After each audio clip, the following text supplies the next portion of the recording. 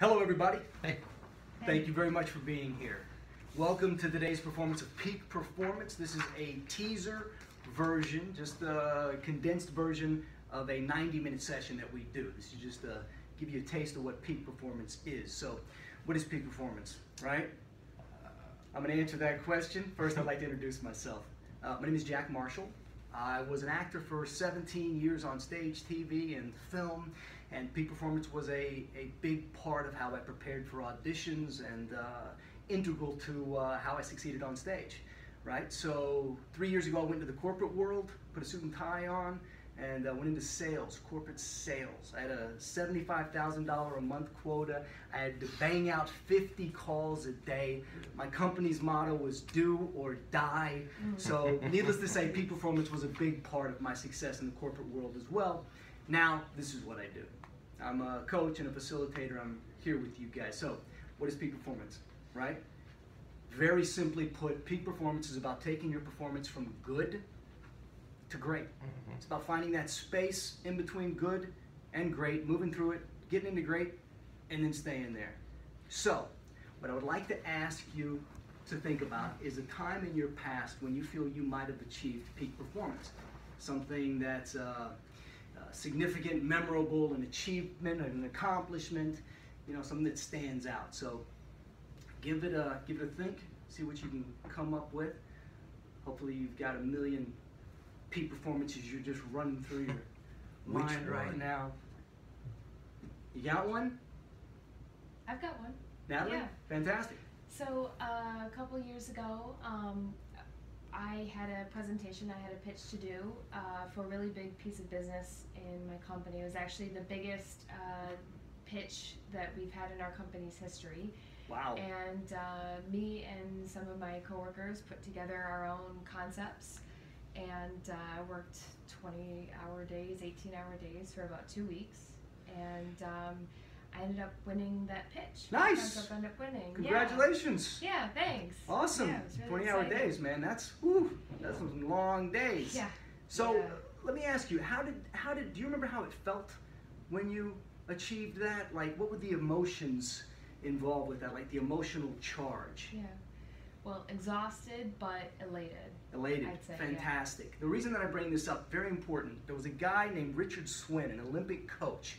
In 1906, he wrote a book called The 7 Steps to Peak Performance. And one of those steps, most important step, was to envision and visualize your past success so that you could recreate it in the future.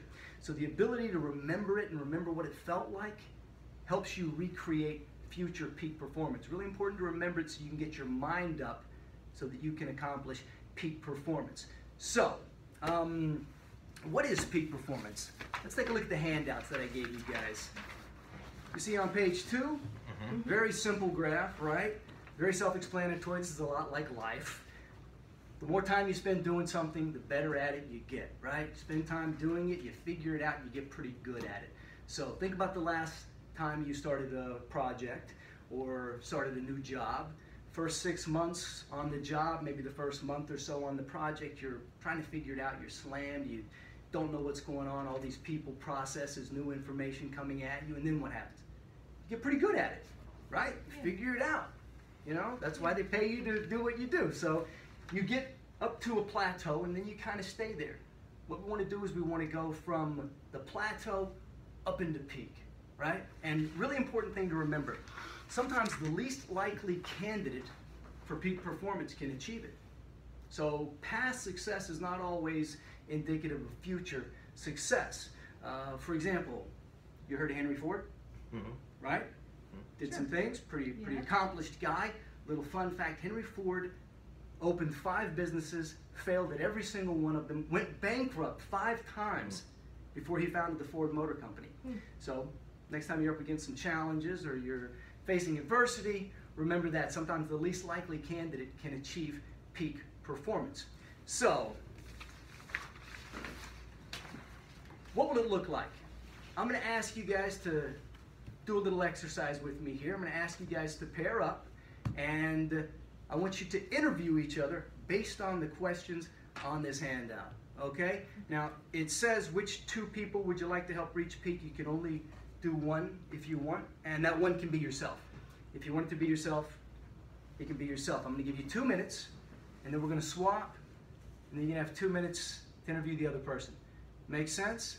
Sure. And what I want you to do, I want you to really pull the answers out. Like, I really want you to kind of get some juicy answers. Don't just, don't let them off the hook. Okay? You guys got it? So I'm going to give you 2 minutes.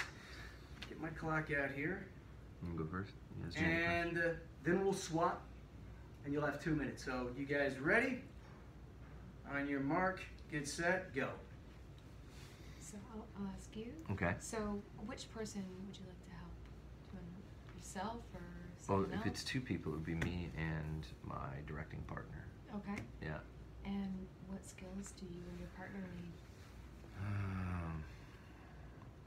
I would say better tools for selling ourselves, whatever that would be. I don't know how. Maybe more tools of getting more contacts. Yeah. Okay. And what existing skills do you feel that you and your partner need to develop? More creativity, but more than anything, more motivation to get going, to get the juices flowing. Okay. Because when you work for yourself, as you know, it's sometimes you're like, I should probably do some work for myself. Yeah. Right. You know? Okay. And what would you and your partner be doing when you guys are performing at your peak? Directing the commercials, writing the scripts, in production, pre-production, and in post as well. Just in the zone. Okay. Yeah. Nice. And what would be the benefits? Well, besides the financial benefits, work begets work. So the more jobs we could do, the better they could be. Then, you guys got 30 seconds left, and we're gonna switch. Okay. The more work you would get. Sure. The more chance to be creative, and I feel like the more work you get, you don't have to motivate yourself as much because the work motivates you, right? Yeah. The jobs, yeah. Yeah, for sure. Huh? Keeps you going. Should we switch it up? You guys got 10 seconds. 10 left, seconds. man. And yeah, that's the I think in the world of creative, as you know, Okay, that's actually time now. Sorry. Sorry. Motivated. Sorry. I was just trying to give you a little more time to pull it out. All right, guys. You mind switching? Switch it up. Sure. Awesome. Okay. So, which 2 people, or yourself, or one person, would you like to help reach peak performance? So I'll say myself. Okay. And what skills do you think you need in order to reach peak? I think I need to work on focus and stamina within a project. At the beginning of a project, I'm really excited about things, and somewhere in the middle, I kind of lose steam and lose excitement about it, and I kind of slow down. So I think definitely those 2 things I Stamina. want to work on. Okay. And what existing skills do you need to develop in order to reach peak? I think communicating with clients, I think that I have a lot of strength in that, but it definitely could be improved. Definitely, really communicating very clearly what the scope of the project is going to be, and also, managing expectations with them. So I think, communicating with clients. Okay. And About describe 30 seconds left, just to give you a heads up. when you're performing at peak, how are you performing? Like, what are you doing when you're there? I'm really focused. My excitement level is really high. I think I'm communicating very well with my client. Things are very clear on both ends. And how does that benefit you?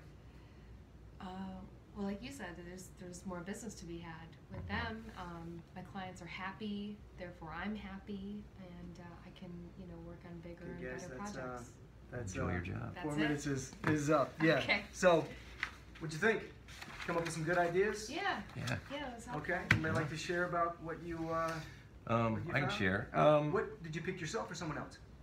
I picked myself and my artistic partner. Okay. So what skills What skills do you need? I think both of us kind of agree that we need more help with motivation to Motivation? not Okay. necessarily to start the project, but to keep it up while it's going. You know? Awesome. Okay. And what will it look like when you achieve peak performance?